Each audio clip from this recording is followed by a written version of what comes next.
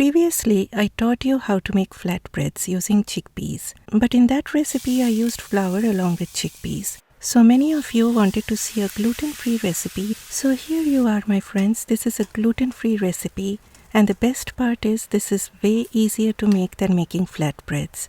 I will be showing you two ways today, one using uncooked chickpeas and the other using cooked chickpeas. This video is totally packed with tips and tricks, so please watch till the end.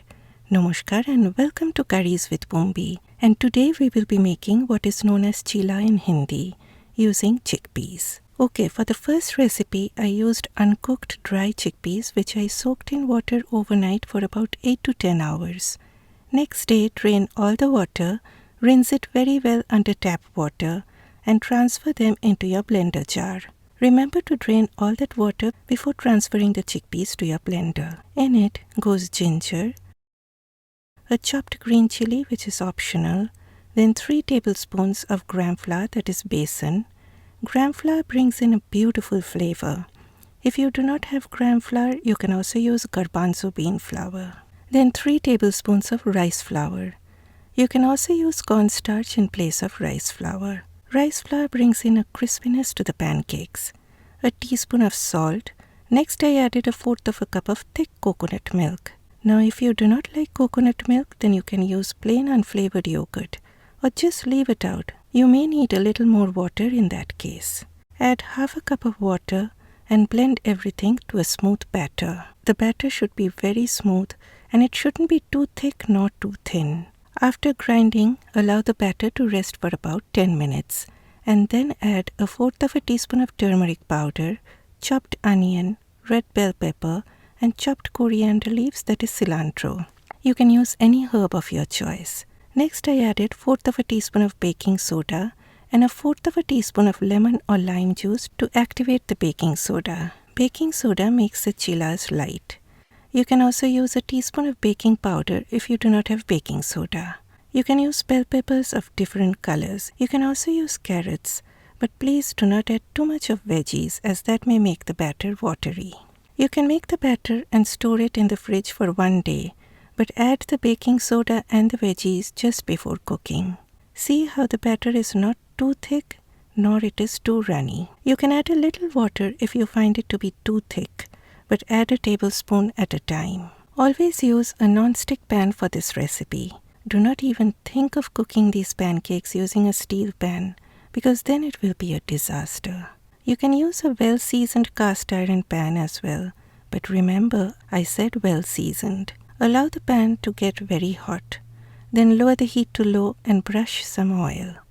Add 2 spoonfuls of batter and gently spread it with the back of your spoon. Just a gentle dab all around will make the batter spread out. Put a cover on top and let it cook on low heat till the surface gives a dry kind of appearance. My batter seemed to be a bit too thick, so I added 2 more tablespoons of water. Okay, see how the surface is no longer runny and looking a bit dry? This is the time when you add a teaspoon of oil all around and flip.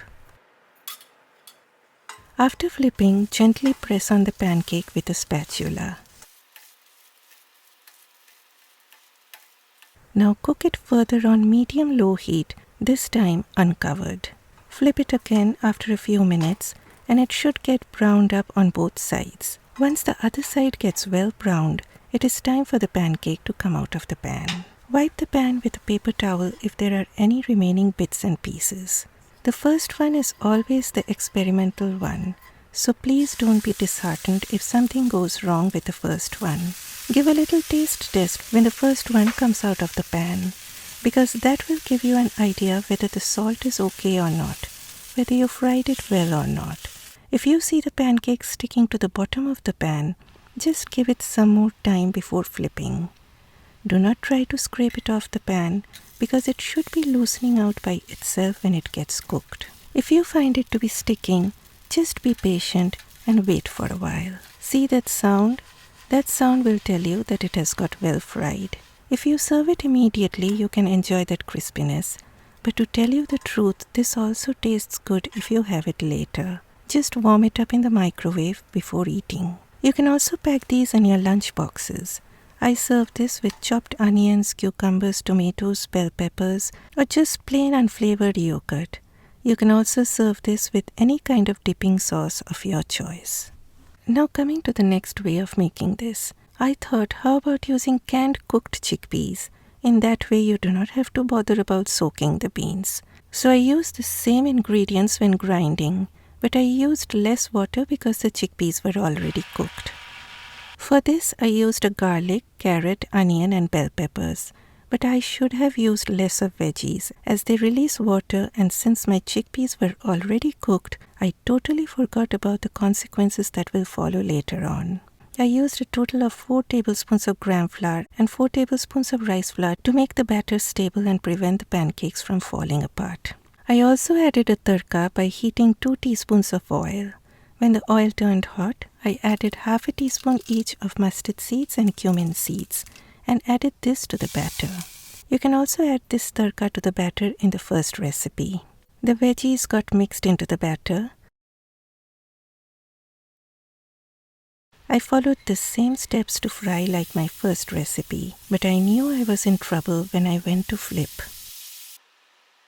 Though it got well fried, it was about to fall apart. You see, if you're using uncooked chickpeas, the starch in the chickpeas is still mostly intact, and as the pancake gets cooked, that starch absorbs water. Then it gelatinizes and acts as a binder, helping the pancake to set firmly. On the other hand, if you're using chickpeas that are already cooked, the starch has already gelatinized during boiling, and the cell wall has broken down, so the batter has very less ability to form a strong network when you're making a pancake. Cooked chickpeas already contain more water, and it produces a softer batter. On top of that, I happily added a lot of veggies, which released more water and steam on being cooked, resulting in chilas that were fragile, and it fell apart before reaching our mouths. To tell you the truth, it tasted good, but it was disheartening to see the pancakes falling apart when I went to eat. So the lesson learned, do not use cooked chickpeas for this recipe. It may seem easier to take it out of the can and start with the recipe right away, but then you will be dealing with pancakes that fall apart with minimum handling. Usually you see all recipes that look successful on the screen, but very seldom will you see the failures that lead up to a successful recipe. Coming to the successful recipe now, I can guarantee you that if you take an extra step by soaking using uncooked beans, you will end up with chilas that will be very, very delicious, and you won't be disappointed. Please help this channel by leaving a comment, and please do not forget to click that like button. Bye bye.